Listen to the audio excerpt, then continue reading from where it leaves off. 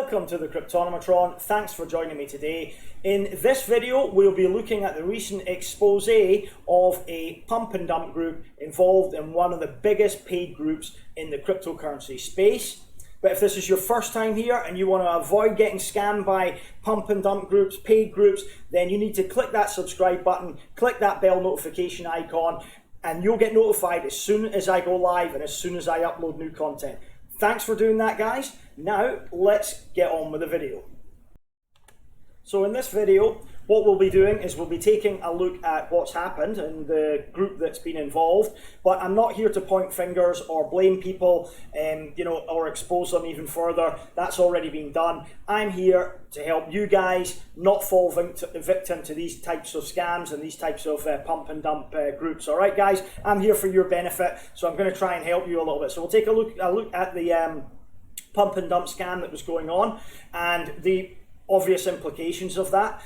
They are quite common in the crypto space. We'll also take a look at havven protocol, which you can see behind me. We'll have a look at the project just briefly and see what it is.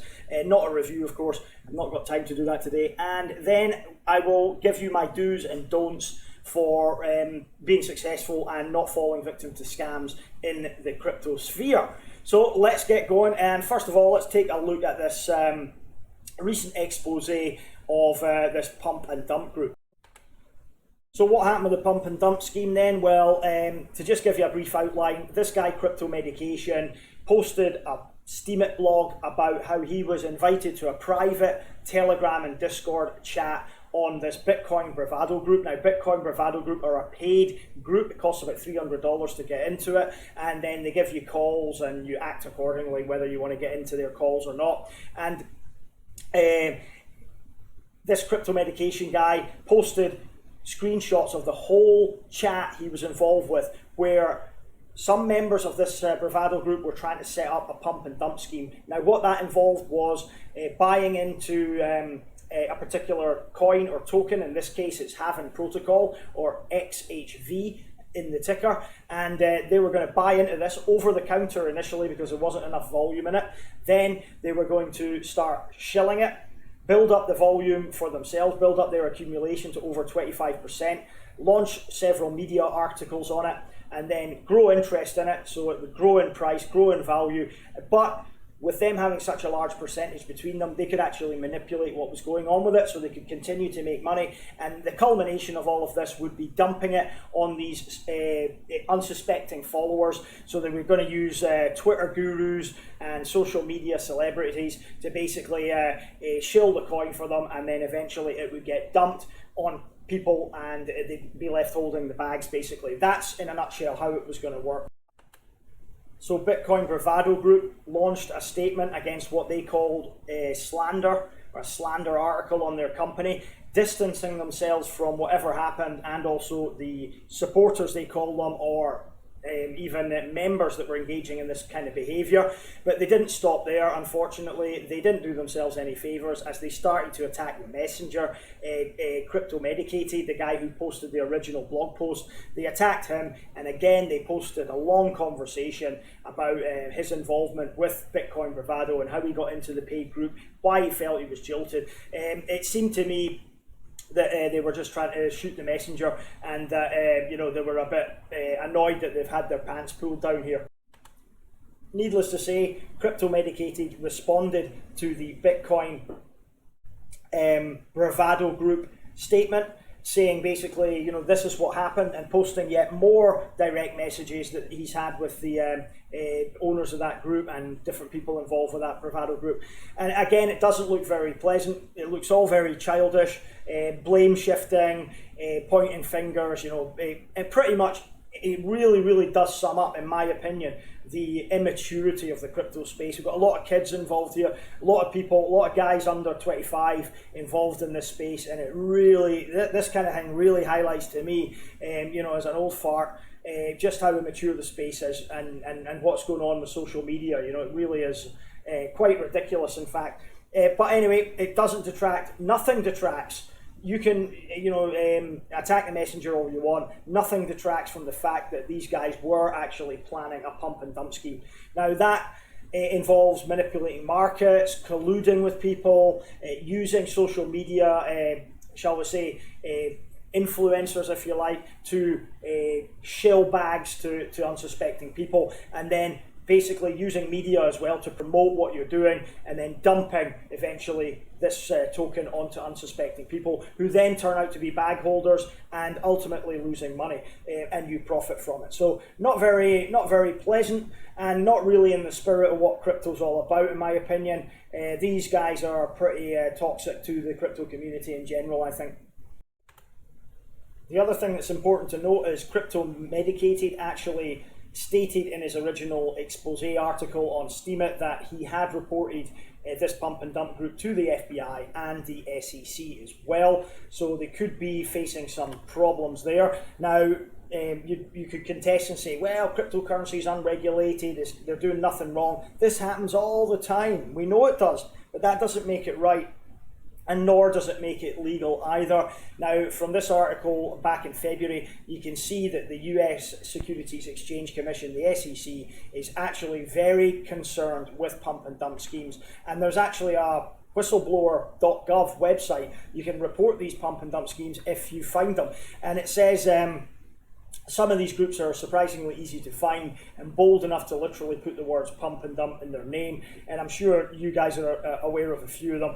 I am certainly, and they can be found virtually on every social network or mobile chat app like Telegram or Slack, and that's true as well. So yeah, they are ubiquitous, they're everywhere, but it doesn't make it legal, you know, that's the problem. So to summarise what I feel about this pump and dump expose, well, you got to give the guy CryptoMedication a little bit credit for having the balls to actually come out and post that.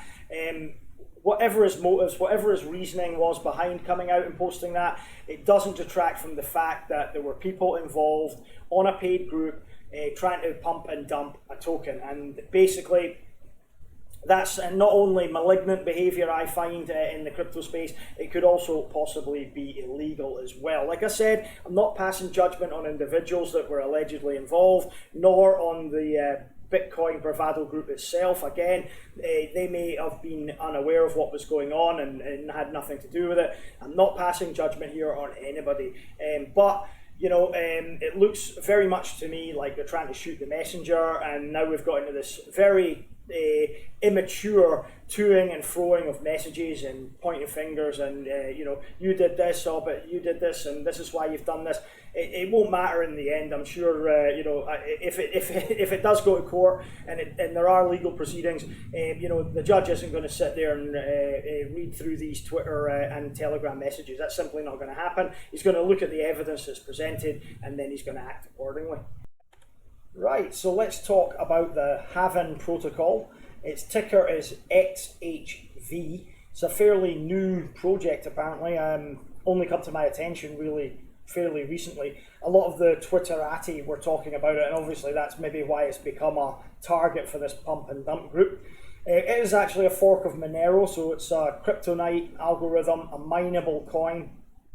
It is a privacy coin, obviously, utilises some of the same features as Monero, such as ring signatures, ring confidential transactions, stealth addresses, you know, all those features that Monero have implemented as well. It's open source and decentralized, has a total supply of 18.4 million, and that's before tail emission and offshore storage, and I'll explain what offshore storage is in a second. They have implemented iOS and Android wallets. They're going to be released right now. That's interesting as well. Gives you that mobile functionality, which a lot of cryptocurrencies don't have. They're also going to be launching I2P integration as well. Now that will basically mask your IP address so that you won't be able to trace back where it was sent from or where it was sent to in terms of the IP addresses. And in Q4, they're going to implement this offshore storage. Now, the only way I can really explain it is they call it mint and burn, and they've got this model of basically mint and burning. Now, it allows you basically to send your coins, send your havven protocol coins, your XHV coins, into what's called an offshore storage, and then they get burned, and then when you reclaim them, new tokens get minted and given to you. Now, by sending them into storage, they get converted to US dollar value. So it's almost like having them, in US dollars. And then when you recall them from storage, they get transferred back into XHV. I hope that makes sense. Now, let me explain it in just a little bit more detail. So let's take an example that they use in the white paper. Now, Bob decides he wants to put 200 of his havven coins into offshore storage. So the offshore smart contract determines the current market value of that havven. We'll use US dollars. Based on a weighted average of volume across supported exchanges is $1, all right? So if the current value is $1 US, then the contract will record a value of $200 worth of havven at Bob's request. The 200 havven that were then sent to this offshore contract are burned, and the total money supply decreases slightly. So if the havven price then moves up to $2 US and Bob decides to access his offshore storage, he will then be returned 100 havven. That makes sense, right? Because his total amount of US dollars is 200 US dollars from the original smart contract. So if the opposite occurs and the price of havven halves to 50 cents, then Bob will receive 400 coins. And that is essentially the mint and burn model. Very simple, really. And you know what I think? I think it would be quite a good hedge against cryptocurrency volatility, but we'll have to wait till Q4 2018 to see it implemented, unfortunately. So looking at it on CoinMarketCap, it's at $4.82. It's gone up very slightly in the last couple of hours. 52,265 Satoshi it's valued at the moment. Just under $9 million market cap, so there's plenty of room for growth there. Volume's pretty low, 38 Bitcoin every day, and circulating supply still quite low at 1.8 million XHV. And of course, I mentioned earlier, the total supply, the most there ever will be 18.4 million. So that'll be it. And it's nowhere near that at the moment. So it's an interesting one. What do I think of it? Yeah, I'm going to keep my eye on it. It offers that hedge that US dollar Tether and Bitrex's equivalent do as well, without having to resort into the banks. So that's its selling point. And who wants to use banks these days? It's private as well. That gives it that other added bonus. I think this could be quite an interesting project in the future. I'm not shilling it. This is the first time I've looked at it. I'm certainly not part of a pump and dump group on it. But as a project in itself, I think it's got some value, some merit there. I'll certainly be keeping an eye on it. Okay, so I've compiled some do's and don'ts, or don'ts and do's, that's the order they're in for me, to help you avoid becoming a victim of these pump and dump schemes. Now, the first one is obviously don't participate in any pump and dump groups, schemes, anything. And there's loads of them out there. A lot of them are very upfront about it. Look, you're not going to make any money from them. Worst case scenario, you'll get left holding bags and be looking like a fool with a shit coin you can't get rid of. Again, avoid joining paid groups. Paid groups are only interested in taking your subscription money. They don't offer anything of value, in my opinion. Again, these are only my opinions. I'm only trying to help. Don't sign up for paid training. Paid training, again, it's just somebody trying to sell you something. You can find all the information you need to be successful in cryptocurrency online for free. On YouTube, all my courses are free. All my videos are free, sorry. I don't do any courses, but if I did, they would be free. I don't sell anything to you. I'm not interested in making money out of you. If I get tipped for helping, great. If I get a bounty campaign tip for my video, great. But I don't look for money. This isn't why I'm doing this, guys. I'm not out there to earn money off of you guys. I'm here to help you guys make decisions. Avoid getting wrecked, avoid getting scammed. That's what I'm doing. Don't listen to self-confessed experts. People that say they're an expert at something often, and most probably likely, don't have a clue what they're talking about. Don't FOMO into coin pumps. Now, if you see a coin pump in, say 100%, 200%, don't FOMO in. FOMO is fear of missing out. You've already missed out. So that fear is unwarranted, unvalidated. Don't FOMO in. Wait till it retraces, find your position, and then enter if you really still want to get into it. Treat all influencers with suspicion. Get paranoid. Everybody's out to get me. Treat everybody suspiciously. This is another one I see a lot of. Avoid becoming starstruck. Because, you know, if you're following an influencer around like a puppy, you know, and that's going to have an effect on the decisions you're making, because he'll have an effect, or she'll have an effect by telling you things. That'll affect things that you do. So you'll act irrationally, and you'll maybe hold a coin longer than you should have, or sell at the wrong time. And in general, stay away from anything that promises returns or anything for free. If it's too good to be true, it usually is. So let's look at the do's then. The do's. What you should be doing. And the first one is, and I say it in all my videos, is you should be doing your own research and due diligence into every project that you invest in, no matter how minor. Even if you're putting in $20, you should be doing research on it. You should know what it is. You should have done your due diligence, know that it's not going to just fold up and disappear tomorrow. Now, this is important as well, because cryptocurrency is a learning curve. It's an educational experience. And if you're just listening to shillers or influencers and buying what they tell you, you're not learning anything. You're listening to them, they're shilling bags to you, you're not learning anything, you're not part of the educational experience, thus you're not getting any real true value out of it. And you've got to gather as much information as possible from as many sources as possible. Now you've got to go through all the information that's available to you with a fine-tooth comb in many cases, especially if it's an ICO or a new project. And again, it's all part of that educational experience that I talk about. The other thing, you've got to pick your investments carefully based on facts and potential. Now, the fundamentals, the facts and potential are the two biggest keys to unlocking those big gains in an investment. If you can look at the facts behind a project and they're solid, and you can see a potential in the project, those are the two main things. It's not based on just one element like the team is good or the product is good, or, you know, it's based on all the fundamentals combined. And how strong is that together? How does that all work together? Solid fundamentals and then the potential. What is it going to do?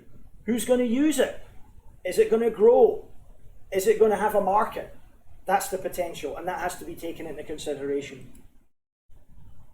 Another thing to do is plan your entry and exit points in advance. Now, are you happy getting into a cryptocurrency? Like, we're not talking about ICOs in particular here, we're talking about any trade that you make. You pick your entry point you're happy with, and you pick your exit point as well. How much profit or gains are you happy with that project? Are you looking to hold it long term and get 10x, 100x, even potentially 1000x gains based on your analysis of the potential of the project? Then plan your exit point. Or are you happy just to flip it quickly with 30% profit?